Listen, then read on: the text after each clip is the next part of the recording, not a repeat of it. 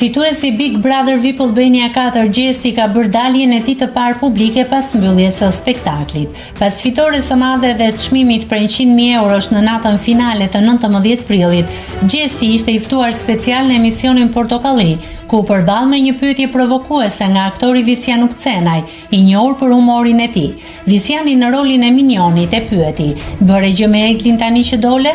Reagimi i Gjestit u kry.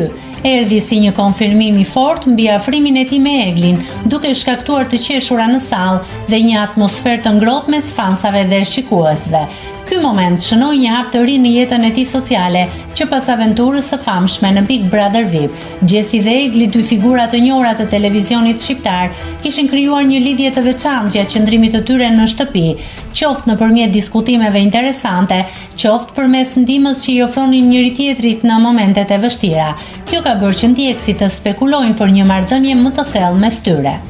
Gjatë intervistës, Gjesti e pranoi se është i lumtur për afrimin e tij me Eglin dhe se ata janë duke i njohur më mirë njëri tjetrin jashtë kamerave. Ky zhvillim ka ngjallur reagime të shumta nga fansat, të cilët janë të emocionuar për këtë çift të ri të dashuruar në ekranin shqiptar. Sidoqoftë, Gjesti tha se janë ende duke u njohur dhe se nuk dëshiron të nxitohet për të vendosur etiketa. Ai dëshiron të shpërndajë një atmosferë pozitive dhe të lehtë në këtë fazë të re të jetës së tij. "Pse të nxitohesh? Jeta është e bukur kur je duke eksploruar", tha ai. Me grafik të lartë të audiencës dhe mbështetje të madhe pas fitores në Big Brother VIP, Gjesti tani po përballet me sfida të reja në industrinë e showbizit. Ai ka rrugë të gjatë përpara në karrierën e tij dhe po planifikon projekte të reja që do të mbajnë ata në qendër të vëmendjes. Publiku duket se e mbështet dhe ndjek çdo hap të tij me shumë interes.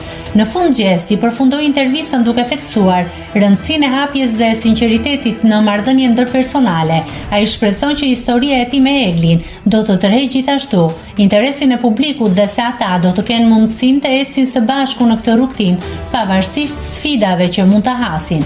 Në këtë kontekst, ai theksoi se mirëkuptimi dhe besimi janë themelore për çdo marrëdhënie të suksesshme.